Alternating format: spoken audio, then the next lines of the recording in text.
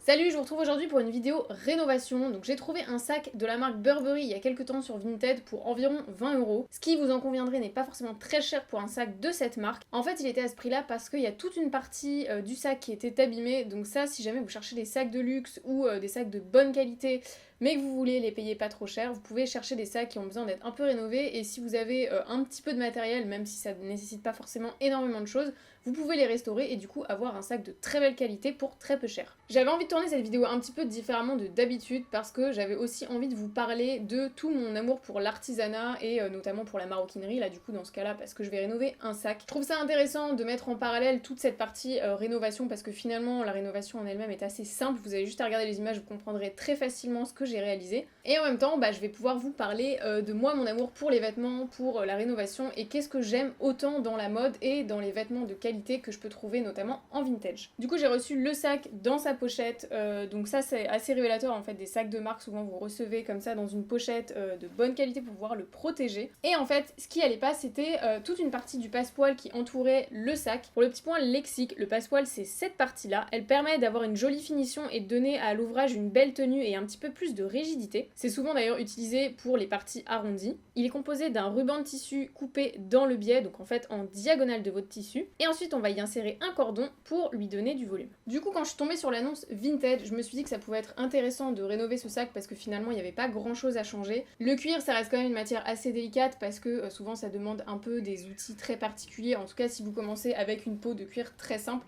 Là, il y avait que de la couture à faire. Je sais que tous les trous allaient être perforés en fait et que j'aurais juste à passer mon aiguille dedans. Franchement, je vais pas vous mentir, quand j'ai trouvé ce sac, je me suis dit qu'en plus ça ferait une très bonne vidéo parce que la rénovation pour moi c'est quelque chose qui a aussi une importance quand on commence à s'intéresser à l'impact que peut avoir tous ces achats sur notre planète. Sans même rentrer dans le détail écologique, je trouve ça toujours intéressant de savoir prolonger la durée de vie d'un vêtement, d'une paire de chaussures, d'un meuble, peu importe. Personnellement, en plus, je trouve que c'est un des aspects de la mode qu'on a beaucoup perdu aujourd'hui. Aujourd'hui, on a tendance à acheter facile, pas cher, avec des matières plastiques parce que c'est moins cher à produire et donc moins cher à acheter.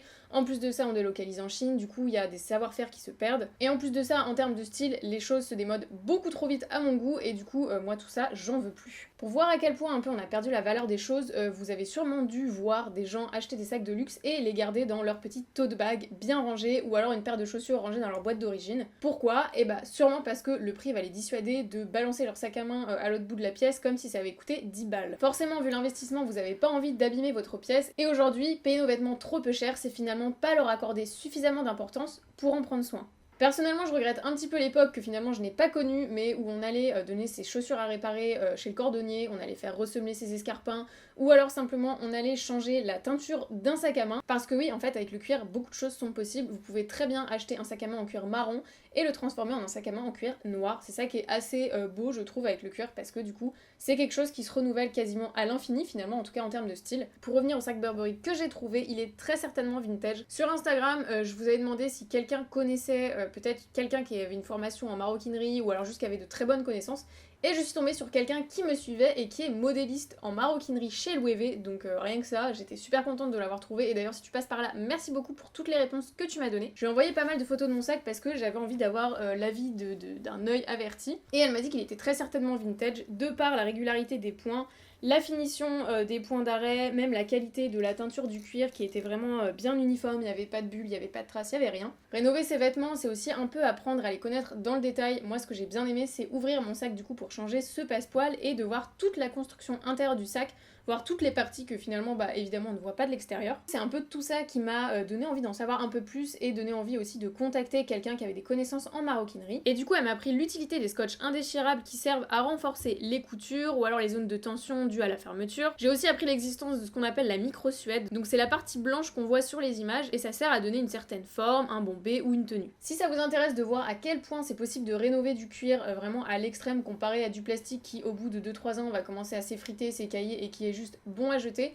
Je vous mets une chaîne YouTube en barre d'infos qui s'appelle Vetiver. Personnellement, c'est vraiment une chaîne YouTube que j'adore. C'est un gars qui rénove des chaussures, de temps en temps des sacs à main, mais principalement des chaussures et notamment des chaussures de grandes marques, voire même des sneakers, ce qui est assez intéressant parce que la sneakers de manière générale c'est quelque chose qui vieillit pas très bien dans le temps, en tout cas si vous la mettez régulièrement. Et avec la tendance de l'ASMR, alors moi je déteste ça, en tout cas tout ce qui est bruit de bouche, moi je suis un peu misophone donc je déteste ça. Par contre, ça, tout est fait en fait juste au bruit naturel, sans musique, et sur cette chaîne-là, j'adore parce que c'est que des bruits en fait de frottement sur la chaussure, de peinture, etc. Et ça, je regarde ça avant de m'endormir, et franchement, j'adore. Bref, je trouve que déconstruire quelque chose, c'est aussi un peu en apprendre plus sur sa construction, parce que finalement, vous allez voir tout l'intérieur, vous allez voir tout le savoir-faire, toutes les petites pièces que vous voyez pas forcément sur l'extérieur du vêtement, du sac ou des chaussures. Et je trouve que par exemple, si vous débutez la couture, ça peut être un bon exercice de déconstruire un vêtement et de le recoudre dans son entièreté, parce que comme ça, vous allez voir toutes les subtilités des pinces, les pliures, comment tout est monté, les plissés, des choses comme ça. J'ai donc changé toute la partie passe-poil, ce qui finalement n'était pas hyper long, ça m'a juste demandé de la patience, et là j'avoue que j'ai un petit peu mal au doigt, j'ai fait ça hier, et ouais, j'avoue que c'était un petit peu dur de repercer le cuir parce qu'à des endroits c'était pas facile forcément de trouver les trous en face à face. Mais franchement je suis plutôt contente du résultat. Je me retrouve donc avec un sac quasiment neuf dont je vais prendre soin, que je vais garder longtemps et dont je connais un petit peu mieux l'histoire. J'ai vraiment envie de vous transmettre cette passion que j'ai pour les choses et que j'ai redécouvert au fil du temps. Personnellement j'aime plus le vêtement pour ce qu'il est et pour tout ce qu'il implique plus que réellement j'aime la mode au sens de tendance. Un vêtement, un sac, une paire de chaussures va vraiment au-delà de son aspect esthétique et c'est vraiment quelque chose que j'ai appris à réapprivoiser. Il y a sa coupe, il y a sa réalisation, il y a sa matière, il y a sa durée dans le temps, il y a sa praticité, il y a tellement d'autres choses en fait qui peuvent être une composante importante du vêtement. Bref, si même vous n'avez pas forcément d'instinct écolo et que vous attachez quand même une importance à tout ça, vous allez de vous-même vous détacher de toutes ces enseignes de fast fashion que moi je repousse depuis maintenant quelques années, parce que ces grosses entreprises ont tendance à déshumaniser tout le travail et tout le savoir-faire qu'il y a derrière une pièce, un vêtement, et que ça n'implique pas que le style, ça n'implique pas que la mode, ça n'implique pas que notre envie de changer et de toujours vouloir renouveler. Bref, je suis très contente de la rénovation de ce sac parce que finalement ça m'a amené à encore réfléchir, à encore me poser des questions sur ma façon de consommer, sur les matières et notamment le cuir. Le cuir, on peut aussi avoir une opinion et des principes par rapport au véganisme. Personnellement, je vous expose mon point de vue, ça n'engage que moi. Libre à vous de suivre vos principes. Personnellement, j'essaie au maximum d'en acheter en seconde main parce que de toute façon, ça a déjà été produit et vu la masse de ce qui existe déjà sur le marché, il n'y a pas besoin vraiment d'acheter en neuf. Après, moi j'ai tendance à plutôt préférer un cuir plutôt qu'un plastique parce qu'en termes de durée dans le temps, quelque chose en cuir, on peut quasiment le garder toute une vie. Après, chacun fait ce qu'il veut, je tiens encore à le préciser, moi j'ai tendance à partager mon point de vue, à peut-être informer, vous en faites ce que vous voulez, après, tant que vous agissez en toute connaissance de cause, il n'y a aucun problème avec ça. Voilà, j'espère que cette vidéo un petit peu différente de d'habitude vous a plu. Moi j'ai adoré l'écrire, j'ai adoré la tourner, j'ai beaucoup parlé, mais je compte bien recommencer, pourquoi pas avec d'autres matières, parce que là je vous ai pas mal parlé du cuir, mais pourquoi pas parler du lin, de la laine, du coton, etc. Je vous épargne le abonnez-vous, likez, etc. Et puis je vous dis à la prochaine.